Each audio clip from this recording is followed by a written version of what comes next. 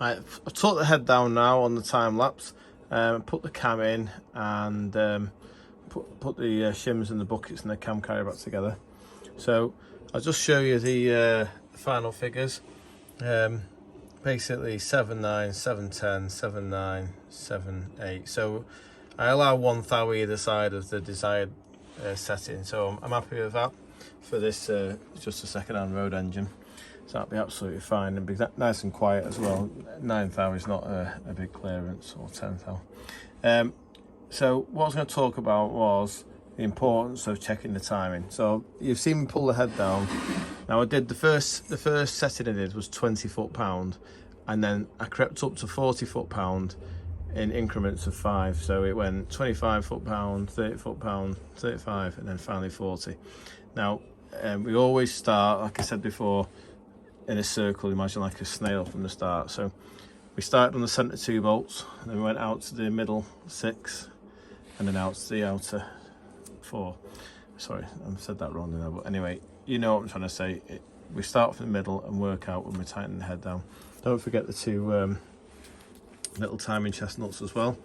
And then when it comes to timing, basically these timing marks that we made on the flywheel, and on there it is.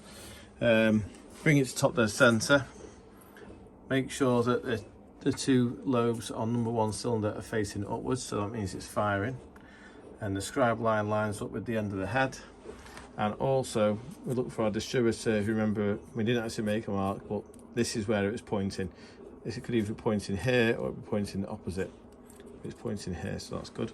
So everything's as we took it apart, so it should all work perfectly. Right, the last thing I'm going to do is I'm going to put the camera on the stand, and then what I'll do is we'll turn it over, and it's just good practice to do this.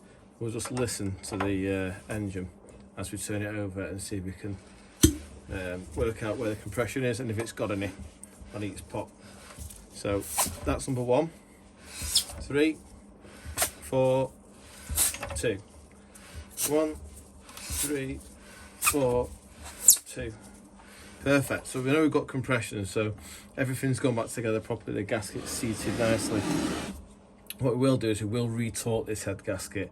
I'm going to run it on the dyno next, and we'll just give it a gentle run and make sure everything's performing correctly. We'll give it a few heat cycles, and then we'll retorque the head and go through that together, and then that will be fully educated on how to do your head gasket. A couple of points I forgot to mention before.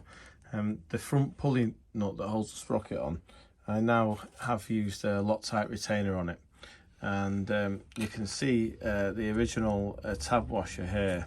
It used to have little ears on it that you folded over. Now I've trimmed them off with a pair of tin snips, just because I've seen them in the sump in the past, you know, because they've fallen off because they're only thin and they've been bent backwards and forwards like 10 times in their life. Now I would get rid of the whole little piece of material, but it has a job, and that is to stop the dowel pin from working its way out, so we have to have it. And the other point I want to make out was on the timing chain slider, the tensioner, this little triangular shaped piece here, it can flick round through 180 degrees and sit the wrong side and not run in the channel that it's meant to run in. So just a couple of points there to watch out for before you put the cam cover back on. Right, I've run this engine up a few times in the dyno now. It's had a few heat cycles, just hot to cold, run it for say 15-20 minutes. I'm just trying to simulate some gentle driving around town, just let the gasket settle so that we can retorque it. I am retorquing it a bit early really. It's just I want to get it done for the demonstration purposes for the video, but basically normally do about 500 miles say before you do the first retorque. Now, I sometimes do a second retorque as well, depending on, you know, how it feels after the first one. I don't know if we're going to get much movement out of this, but we'll go through it anyway. Now this tool here is an Imp head bolt retorquing tool. Now it hooks under the cam carrier. If you haven't got one of these, unfortunately, you'll have to take the cam carrier off to get access to the underside set of head bolts. But for this purpose, we're going to use the tool anyway. This is just a short bar that I'm going to use. Now, I'm not going to use a torque wrench. I did initially when I torqued the head down, but what I'm going to do now is I'm just going to feel what the bolt wants to go. So it's all, I know the bolt's all nicely lubed up, so I'll feel how much the gasket wants to settle or has settled. I'm just going to put a gentle pressure on, and it's just gone maybe a 30-second of a turn or something, but that's fine. We're just chasing it down. I mean, using a torque wrench is great, but really you can't beat feel, because you'll feel the bolt take up where the gasket's settled, and then you'll feel when the bolt starts to stretch, which obviously, you know, we don't want to stretch the bolt because it's not a stretch bolt. All you'll do is pull the threads out of the head, out the block, sorry. So if you can just use your brain and just feel what the bolt wants, that is honestly the best way to do this job.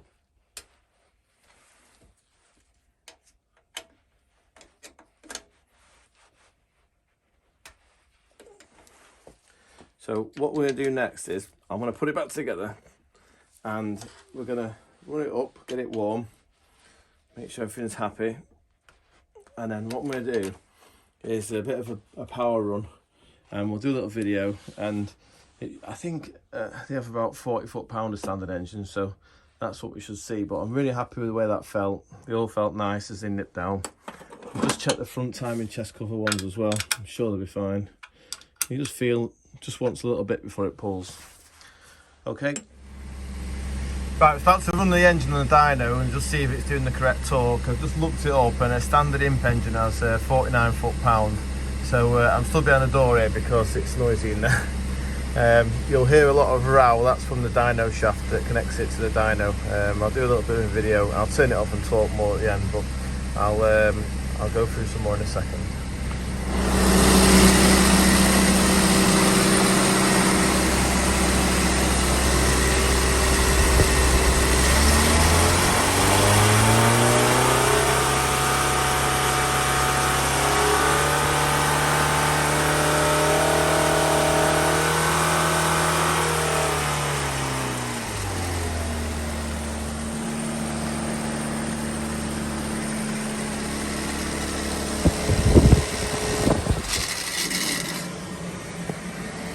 Sorry about the row.